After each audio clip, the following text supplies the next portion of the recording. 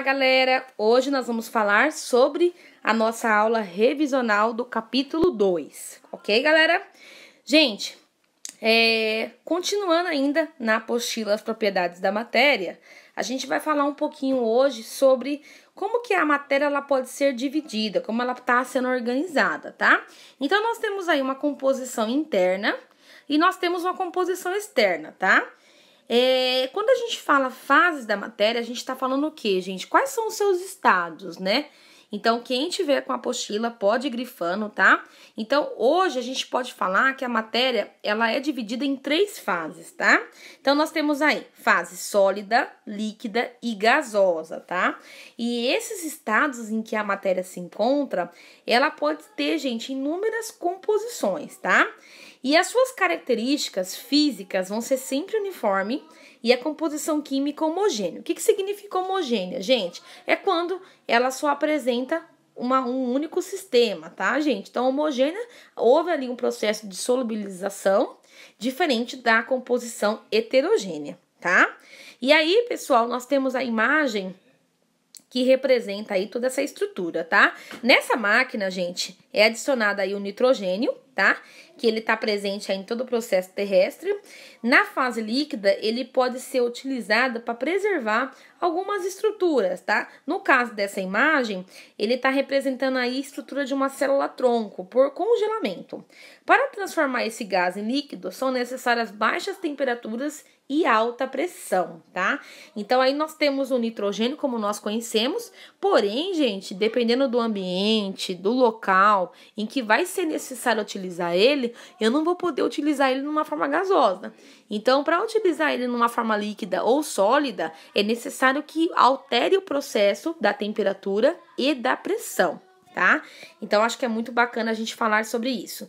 E aí, gente, as fases e estados físicos. Hoje, nós temos aí, gente, o que nós falamos, sólido, líquido e gasoso. Mas, em volta desses estados, nós temos aí inúmeros componentes, que quando eu vou, por exemplo, do estado sólido para o líquido, nós também temos lá a fusão. Então, gente, não é apenas esses 3 estados. Nós temos toda uma composição. Da onde eu tô indo, por exemplo, o nitrogênio gasoso indo para o sólido ou indo para o líquido. Toda essa estrutura, gente, ela é importante porque ela vai determinar se vai ter alteração na minha composição ou não, tá? Então, essa parte das fases da matéria é muito legal porque a gente consegue visualizar aonde a matéria está e para onde ela está indo. Sofreu alteração ou não, tá, gente? E aí nós temos uma imagem que eu acho muito bacana, que ela representa todo esse estado, né? Essa mudança. Nós temos aqui a fase gasosa, aonde eu tenho uma expansão da minha molécula, aonde ela tá bem atribuída, ela tá bem, né, liberada dentro do meu recipiente. Aí eu vou ter, gente, a fase líquida. Aqui ela já não tá igual à fase gasosa, mas ainda tem um espaçamento entre uma partícula e a outra, mas já houve uma diminuição desse espaço. E no estado sólido, automaticamente já não tem espaçamento entre as partículas, elas estão bem juntinhas. E aí, gente, para cada estado eu vou ter aí uma mudança de temperatura e automaticamente, se mudou a temperatura, vai mudar a pressão. É uma constante, tá, gente? Como nós vimos lá no capítulo 1. Se aumentou, reduziu. Se diminuiu, aumentou. E a mesma coisa nós vamos continuar falando quando mudar o estado físico. Então, vamos lá. Aumentou a pressão, automaticamente diminui a temperatura. A gente pode perceber o quê? Do estado gasoso para o sólido, a pressão ela diminuiu dentro do recipiente. Então, se diminuiu a pressão, então lá em cima eu tinha uma pressão bem, né, aumentada, bem, como que eu posso dizer, bem evoluída, bem transformada. Automaticamente que essa pressão foi contraindo, automaticamente ela aumentou o seu índice de pressão e diminuiu o que, gente? A temperatura. E aí, do outro lado, nós temos do estado sólido para o gasoso, né? Vai passando do líquido até chegar ao gasoso. Aí, automaticamente, ela estava bem grudadinha, né? Bem junto. Então, houve ali um calor que fez com que eles se afastassem um do outro, automaticamente a pressão que estava bem junta, né? Ali eu tinha uma pressão muito forte, ela vai diminuindo. Então, de acordo com que as partículas vão se afastando devido à temperatura, automaticamente a minha pressão ela diminui. E no outro caso, de acordo com que a temperatura vai diminuindo, vai ficando mais próximos um do outro, a pressão ela se torna mais forte, mais potente. Então, essa parte é muito importante e é necessário que vocês tenham isso sempre aqui, ó, na mente de vocês, ok? E aí, gente, tem a mudança de fase, tá? Esse é muito importante. Nós temos um vídeo aqui de mudanças de fases da água. Eu não sei se vai dar pra conseguir captar, né? Mas eu acho muito bacana. O estado sólido, ele representa aí as cores de cada estrutura. Então, nós temos aí as cores que vai representar. O estado líquido, ele não tem escala específica, então a gente pode perceber aí a interação entre eles. Depois, ele vai se expandir, então eu tenho aí o estado gasoso, tá bom? Então, a gente pode perceber que ele representou aqui os 3 estados, tá, gente? E aí, muitas das vezes, você não consegue compreender. O estado sólido, ele vai estar sempre muito junto, muito grudado, tá? Depois, quando tiver um espaçamento entre eles, que tiver uma modificação da sua estrutura, que não for tão alta, né? É o líquido. E aí, quando eles se expandirem mesmo um do outro, que não tiver muita proximidade, é o estado gasoso, tá? E aí, nós temos as mudanças de fase da matéria. Aí, nós vamos deixar de ter só sólido, líquido e gasoso, e nós vamos ter outros nomes que vão aparecer aí. Logicamente que todos esses vocês já estão vendo aí desde o Fundo 2. Então, não vai ter dificuldade, mas vamos dar mais uma relembrada. Então, vamos lá. Do estado sólido para o líquido, nós vamos ter a fusão, tá? Que é a passagem do sólido para o líquido. Do líquido para o gasoso, nós vamos ter a vaporização. Do estado gasoso para o líquido, eu vou ter a condensação. E do líquido para o sólido, eu vou ter a solidificação. Então, gente, isso é algo que a gente está sempre vendo desde lá do Fundo 2, mas é algo que a gente às vezes acaba se enganando, trocando, né? Então, normalmente, fusão é algo que o aluno consegue tirar de letra, mas o aluno sempre troca aí o processo da vaporização por condensação. Então, o vapor de água, né? Houve ali o processo de liberação. Condensação, gente, é quando ele diminui ali o processo de eliminar, né, a quantidade de espaçamento entre eles. Então, a condensação, ele estava lá no processo gasoso muito grande, né, mas aí, gente, ele diminuiu, né, a sua interação. Então, vai do líquido e depois, automaticamente, ele volta para o sólido. Aí, no sólido, gente, ele tá bem juntinho um do outro. Então, essa parte não é só você memorizar, é você entender como que tá as partículas, né? Então, no sólido, bem juntinho, bem grudado. No líquido, tem um espaçamento. E no gasoso, eu tenho um espaçamento bem maior. Então, você conseguindo compreender como que tá a imagem de cada um desses sistemas, você não vai ter dificuldade em falar o que é vaporização, o que é condensação e o que é solidificação. Mas se o aluno não conseguir entender esses estados, ele vai ter muita dificuldade de determinar se é vaporização, condensação ou solidificação, ok? E aí nós vamos para a página 12. Na página 12, a gente tem aqui no sistema laranja aqui o gelo seco. A gente pode perceber que o gelo seco, gente, ele é utilizado aí, não é um recurso utilizado no nosso dia a dia, né? Mas é um recurso utilizado para que aqueles mantimentos ou algum tipo de estrutura ele permaneça por mais tempo ali com a temperatura adequada. O gelo seco, gente, ele não é feito de água, ele é formado por dióxido de carbono que vem do gás carbônico no estado sólido. tá? E aí, gente, não é só isso, tá? Ele é necessário, ele ter uma temperatura de menos 78 graus Celsius. Então, ele ocupa muito pouco espaço e a sua densidade é 1,6. Gente, o gelo seco, ele é muito utilizado na conservação de alimentos, como eu falei. Só, gente, que o uso indevido dele pode trazer alguns danos aí para quem está fazendo o seu manuseio. Então, o gelo seco tem que tomar todo um cuidado, né? Porque ele pode trazer aí algumas sequelas aí, algumas condições negativas, tá? E aí, gente, nós temos o processo de temperatura de fusão e de ebulição. Quando a gente fala menos 78 graus Celsius, a gente está dando uma temperatura específica. E aí a gente tem que entender se menos 78 graus Celsius é uma temperatura de fusão ou uma temperatura de ebulição, né? Então, aonde tem muitos alunos que têm dificuldade em entender.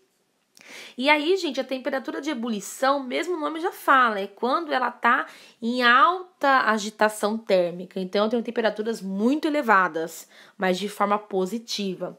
E a temperatura de fusão é quando eu tenho temperaturas adequadas e que ela pode chegar de uma forma negativa, tá? Então, temperatura de fusão e de ebulição.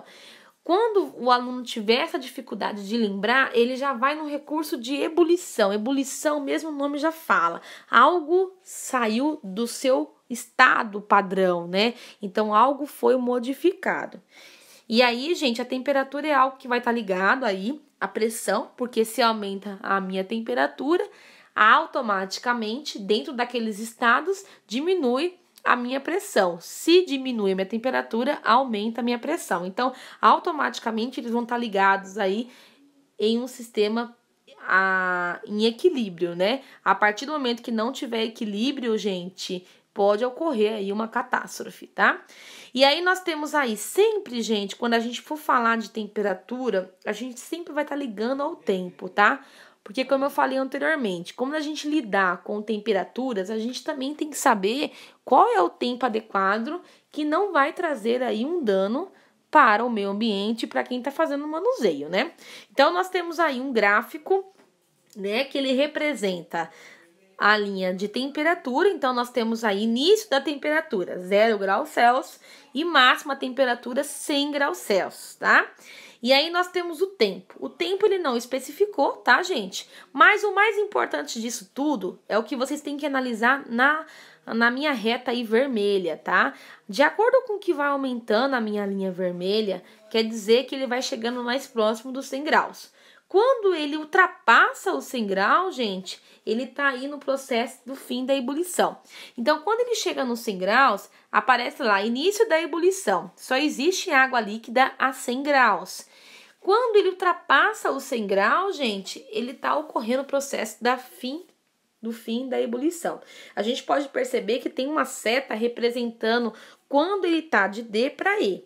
Então, quando ele vai de D para E, ocorre aí a finalização da ebulição, tá bom? E aí, gente, vai ocorrer só o processo da vaporização, quando ele ultrapassa aí os 100 graus, tá bom? Mas já é uma unidade de temperatura bem elevada. E aí, automaticamente, o que tá aqui no texto foi o que eu acabei de falar pra vocês. Depois, se vocês quiserem dar uma lidinha, tá?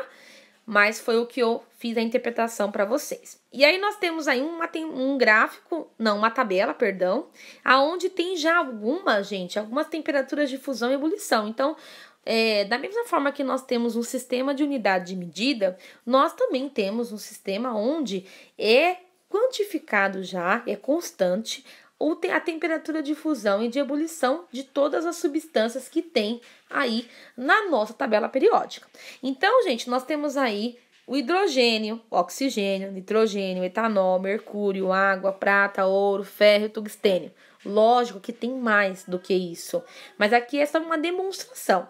A gente pode perceber que para cada substância, tá? Para cada elemento, nós temos uma temperatura de fusão e uma temperatura de ebulição. Mas, prof, da onde vem esses dados? Isso aqui vem de laboratório, né, gente? Anos de estudos, aonde eles não fazem um teste só, são vários testes para ver se tem aí uma composição fixa, e aí ele entra numa tabela de constante, tá? Então, quando a gente for fazer algum cálculo, então, o que vocês vão conseguir perceber muito nos vestibulares, no Enem, quando vem o exercício, ele já dá a temperatura de fusão, por exemplo, do ferro.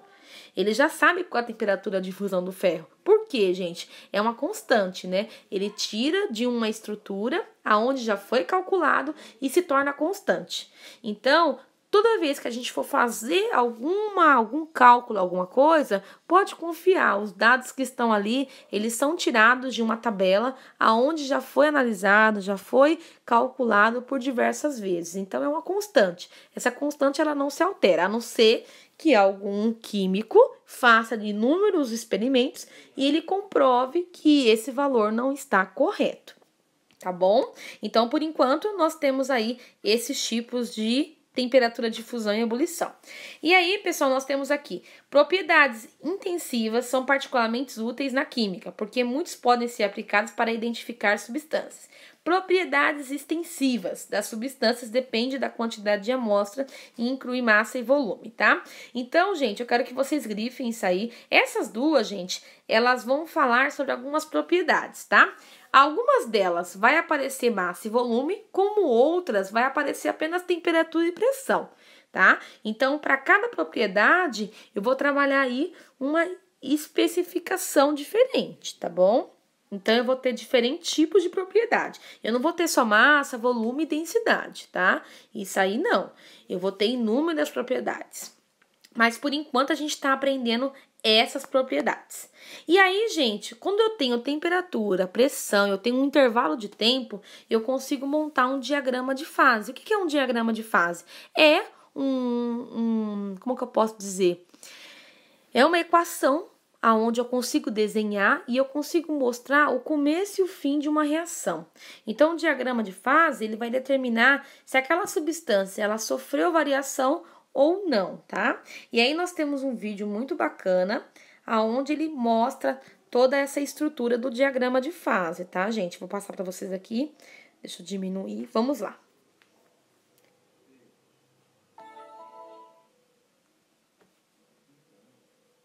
Para conhecer melhor o significado de um diagrama de fases, acompanhe as mudanças que ocorrem ao longo da linha tracejada quando a temperatura varia e a pressão se mantém constante.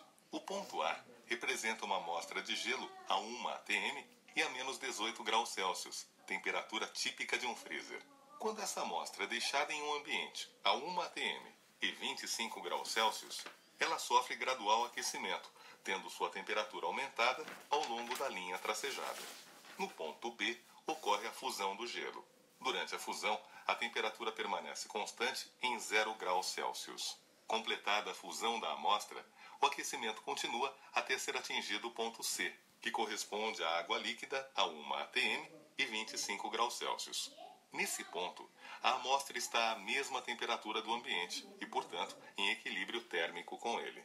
A seguir, essa amostra de água líquida é gradualmente aquecida, tendo sua temperatura aumentada ao longo da linha tracejada, e entra em ebulição quando é atingido o ponto D, a 1 atm e 100 graus Celsius. Durante o período em que ocorre a ebulição, a temperatura permanece constante em 100 graus Celsius. Terminada a ebulição, o vapor mantido em sistema fechado, a 1 atm de pressão, é aquecido até ser atingido o ponto E, que representa o vapor de água a 1 atm e 125 graus Celsius. Se procedêssemos de forma inversa, resfriando o vapor de água do ponto E até o ponto inicial, ocorreria a condensação do vapor em D e o líquido proveniente dessa condensação iria se solidificar no ponto B. Por meio do diagrama de fases, é possível fazer previsões sobre o modo como o ponto de fusão e o ponto de ebulição de uma substância variam quando a pressão externa é alterada. O gráfico mostra que um aumento de pressão acima de 1 atm iria aumentar a temperatura de ebulição da água. Uma situação como essa ocorre no interior de uma panela de pressão. Quando a água é aquecida dentro da panela, parte do vapor fica retida, aumentando a pressão interna. Com isso, a temperatura de ebulição da água aumenta, o que faz com que a água continue líquida acima de 100 graus Celsius. Com a temperatura maior, os alimentos cozinham mais rápido. Em uma situação contrária, isto é, no caso da pressão ser menor que 1 atm, o que aconteceria com a temperatura de ebulição da água? O diagrama mostra que uma diminuição de pressão abaixo de 1 atm iria diminuir a temperatura de ebulição da água. Situações como essa ocorrem em locais cuja altitude é superior à do nível do mar. A pressão ao nível do mar é de 1 atm. Em localidades mais altas, como na cidade de São Paulo ou em Campos do Jordão, onde a pressão atmosférica é menor que a do nível do mar, a água ferve em temperaturas inferiores a 100 graus Celsius. Beleza, gente. Então, nesse vídeo a gente conseguiu visualizar os 3 estados, né, que representam essa mudança de variação de temperatura. Mudou a temperatura, também muda, no caso, a pressão. E aí, gente, nós temos aí o diagrama de fase, tá? Nós temos algumas cores, tá? Que vai determinar a região. Então, nós temos aí o verde, somente sólida, azul, somente líquida e amarelo, somente gasoso. A curva TB, ela é quando ela vai de sólido e líquida. A curva TC é quando é líquida e gasosa. E a T, sólida e gasosa. Esses nomes, gente, eles podem mudar de acordo com o exercício, de acordo com a prova que vocês forem fazer. Isso aqui é uma constante e as cores também podem mudar, vai depender do exercício. O importante, que nunca pode mudar, é aí o processo do ponto T e o ponto C.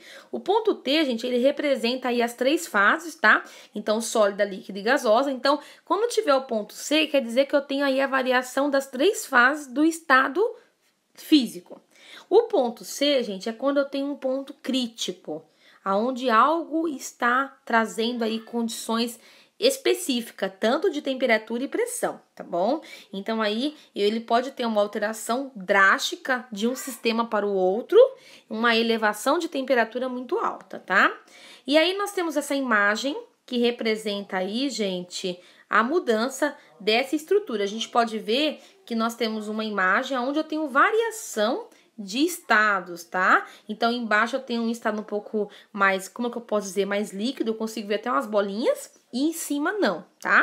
Então, para cada estrutura, eu tenho uma mudança de variação de pressão e de temperatura. Olha que bacana, gente, tá bom? E aí, através disso, a gente consegue compreender o comportamento da água. A água, ela é uma composição específica que ela pode chegar do sólido, do líquido e do gasoso, tá? Em altas temperaturas que a gente não consegue, às vezes, nem ter um valor específico, porque ela pode aumentar de uma forma muito grande, como ela também pode diminuir. E aumentando ou diminuindo a temperatura, automaticamente a pressão também ela vai mudar, tá? A pressão, gente, ela vai estar sempre em ATM, tá? Como vocês conseguem perceber aí, ok? E aí, pessoal, eu tinha passado para vocês também, antes de finalizar as férias, tá? Os exercícios para fazer na própria apostila, tá? Então, nós temos aí exercício 1, 2, 3, exercício 4 e é necessário que vocês façam esses exercícios, respondem e me mandem as fotos, tá? Eu acho que do capítulo 2, acho que nenhum aluno me mandou, tá? Então, todos vocês vão fazer o exercício 1, 2, 3 e 4. Se eu não me engano, antes de finalizar as férias, eu disponibilizei a correção deles, tá? Mas aí na outra semana, quem me entregar e quiser fazer a correção que perdeu, eu encaminho novamente sem nenhum tipo de situação indesejável, tá? O importante é que vocês tenham tirado todas as suas dúvidas através desse vídeo e dos links que eu encaminhei anteriormente, tá bom? E aí, pessoal, antes de finalizar, aí tem de novo aqui em negrito, tá, gente? Aumentou a pressão, vai ocorrer a diminuição de temperatura. Então, nesse caso, a fusão, ela vai para...